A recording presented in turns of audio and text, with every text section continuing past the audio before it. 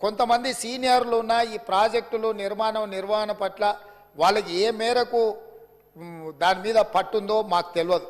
అందుకే మేము ఒక మంచి ఆలోచన చేసి ఉప ముఖ్యమంత్రి గారు ఆ మంత్రిని శాసనసభ నియోజకవర్గం నుంచి ఎమ్మెల్యేగా ఎన్నికై ఈరోజు మంత్రిగా IT and industries legislative affairs మినిస్టర్గా ఉన్న దుద్దిల్ల శ్రీధర్ బాబు గారు మనల్ని అందరినీ అక్కడికి రాండి, మీరు అందరు చూడండి, అక్కడ ఏం జరిగిందో తెలుసుకోవాల్సిన బాధ్యత ప్రతి శాసనసభ్యుడు శాసనమండలి సభ్యుల మీద ఉన్నది. రేపు ఈ సభలో జరగబోయే చర్చలో కల్లారా చూసి ఇచ్చిన నివేదికల మీద మనం చర్చ చేపట్టాలి అని చెప్పి వారు సూచన చేసిండ్రు. ఈరోజు మంత్రి గారు కూడా నిన్న అంతకంటే ముందు మొన్న ఇదే సభలో మంత్రి గారు కూడా అధికారికంగా లేఖలు రాసిండ్రు. ఇంక్లూడింగ్ ప్రధాన ప్రతిపక్ష నాయకుడు కల్వకుంట్ల చంద్రశేఖరరావు గారికి, అదేవిధంగా భారతీయ జనతా పార్టీకి, ఎంఐఎంకు, సిపిఐ సభాపక్షాలకు అందరికీ కూడా ఉత్తమ్ కుమార్ రెడ్డి గారు లేఖ రాసి ఈరోజు 10 గంటలకు సభా సమావేశాన్ని ఏర్పాటు చేసుకొని దీని మీద ఆహ్వానం పలికి ఆ తర్వాత మనము అక్కడికి బయలుదేరదామని చెప్పడం జరిగింది అధ్యక్ష. ఈ నేపథ్యంలో ఈరోజు మనమందరం మంతనికి వెళ్ళి మేడిగడ్డ బ్యారేజ్ను చూసి వాటి వివరాలన్నిటినీ తెలుసుకొని కల్లారా చూసి విజిలెన్స్ ఇచ్చే నివేదికను అక్కడ వాళ్ళు శాసనసభ్యులకు శాసనమండలి సభ్యులకు వివరించిన తర్వాత మంత్రులతో సహా అది చూసి వచ్చి రేపో ఎల్లుండో తమరి అనుమతితో సాగునీటి పారుదల శాఖ మంత్రి గారు శ్వేతపత్రాన్ని సభలో పెట్టబోతున్నారు, చర్చకు తీసుకురాబోతున్నారు. ఆ రోజు వీళ్ళందరూ చర్చించడానికి సభ్యులందరూ కూడా ఈ వాస్తవాలను చూసి ఈ వాస్తవాల నేపథ్యంలో చర్చ జరగడానికి అవగాహనతో కూడుకున్న చర్చ తెలంగాణ సమాజానికి తెలంగాణ రైతాంగానికి మేలు జరగాలి, మేలు చెయ్యాలి అనే ఒక సదుద్దేశంతో ఈరోజు ఈ కార్యక్రమాన్ని తీసుకున్నాము. నేను ప్రధాన ప్రతిపక్ష పార్టీ అయిన బీఆర్ఎస్కు మాజీ ముఖ్యమంత్రి శ్రీ కల్వకుంట్ల చంద్రశేఖరరావు గారికి నా విజ్ఞప్తి, మీరు మీ శాసనసభ్యులు, ఎందుకంటే ఈ అద్భుతం, ఈ మ్యాన్ మేడ్ వండర్ ప్రపంచంలోనే అద్భుతమని ఇక్కడ కాదు, న్యూయార్క్ స్క్వేర్, న్యూయార్క్ టైమ్స్, న్యూయార్క్లో అక్కడ పెద్ద పెద్ద డిస్కవరీ ఛానల్స్తో పాటు న్యూయార్క్లో కూడా అక్కడ ప్రపంచంలో అద్భుతాలను ప్రదర్శించే దగ్గర కూడా దీన్ని ప్రదర్శించారు. సంతోషం.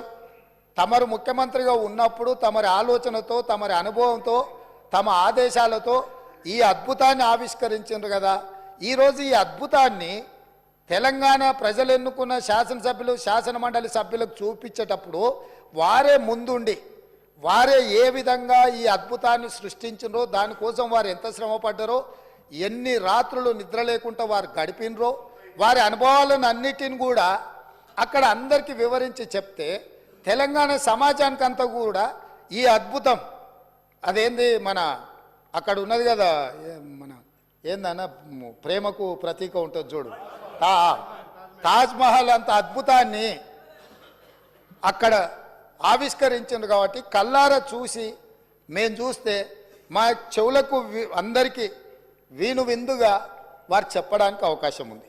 కాబట్టి ఈరోజు నేను తమరి ద్వారా మళ్ళొక్కసారి కల్వకుంట్ల చంద్రశేఖరరావు గారికి, గత సాగునీటి పారుదల శాఖ మంత్రి తర్వాత ఆర్థిక శాఖ మంత్రి మిత్రుడు హరీష్ రావు గారికి, పెద్దలు కడియం శ్రీహరి గారు కూడా గతంలో సాగునీటి పారుదల శాఖ మంత్రిగా చేసినారు, అనుభవజ్ఞులు, తెలంగాణ సమాజంలో వారి పట్ల గౌరవం ఉన్నది. వారు నిష్పక్షపాతంగా అక్కడికి వచ్చి విశ్లేషించి తెలంగాణ సమాజానికి అక్కడ ఉన్న పరిస్థితులు, మేమేమంటున్నామంటే కాళేశ్వరం మీకు ఏటీఎంగా మారింది, మీ ఇంట్లో కనకవర్షం కురిసిందని మేము ఇక్కడ అనదలుచుకోలేదు. కాకపోతే అక్కడ ఏదైతే జరిగిందో జరిగిన వాస్తవాలను తెలంగాణ ప్రజలకు తెలుసుకునే హక్కు అధికారం లేదా అని నేను అడుగుతున్నా.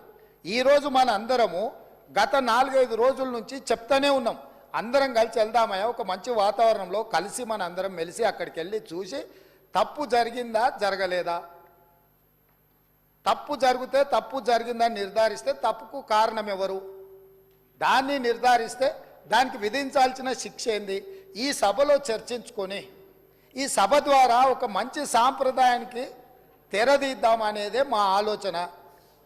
ఈరోజు మేము దానికోసమే ఆ ప్రాంత శాసనసభ్యుడు కాబట్టి గతంలో గవర్నర్ గారు ఉండే వారి పేరు ఎందుకు కానీ వారు ఏమన్నారు, కాళేశ్వరరావు అని అన్నాడు హరీశ్వరరావు బదులు. కాళేశ్వరరావు గారిని కూడా ఈరోజు మేము అక్కడికి కాళేశ్వరం పోదామని అడుగుతున్నాము. మేము ఆహ్వానించడంలో ఉన్న తప్పేముంది అధ్యక్ష? ఇప్పుడు మేము ఒకవేళ బై రోడ్డు మేము బస్సులు పెట్టుకున్నాం అందరం కలిసిపోయినట్టు ఉంటుందని. ఒకవేళ ఏదైనా మీకు బస్సులో ఇంత దూరం ప్రయాణం చేయడానికి ఏదైనా ఉంటే ప్రభుత్వానికి అధికారికంగా హెలికాప్టర్ ఉన్నది. పెద్దలు చంద్రశేఖరరావు గారి కోసం ప్రత్యేకంగా హెలికాప్టర్ను కూడా రాష్ట్ర ప్రభుత్వము సిద్ధంగా ఉంచింది బేగంపేట ఎయిర్పోర్టులో. కాబట్టి దయచేసి దీన్ని వివాదాలకు తావియ్యకుండా మనందరం ఒక్క మాట మీద ఉండి కూలిపోయిన మేడిగడ్డ గురించి పేలిపోయిన వాళ్ళు కూలిపోయింది సార్. వారు ప్రశాంత్ రెడ్డి గారు ఆర్ఎండ్బి మినిస్టరు, వారు ఇట్లా మాట్లాడుడేంది? వీళ్ళే బాంబులు పెట్టి పేల్చిందని పోలీస్ స్టేషన్లో కంప్లైంట్ పెట్టిండ్రు. బాంబులు పెట్టి పేలిస్తే సింపుల్ లాజిక్ అధ్యక్ష, ఏదైనా బాంబులు పెట్టి పేలిస్తే శకలాలు గాల్లోకి ఎగురుతాయి అధ్యక్ష, భూమిలోకి పోవు. ఇది వాళ్ళు రాసే అబ్బాయికైనా అర్థమైంది, బాంబులు పెట్టి పేలిస్తే గాల్లోకి ఎగురుతుంది అధ్యక్ష, భూమిలో కుంగదు. పోలీస్ స్టేషన్లో అట్లా కంప్లైంట్ పెట్టింది కాబట్టి ఇది బాంబులు పెట్టి పేల్చిండ్రా, లేకపోతే కింద ఇసుక కలిగి పిట్టగూడు కడితే పీకమేడలు కడితే కుంగిందా?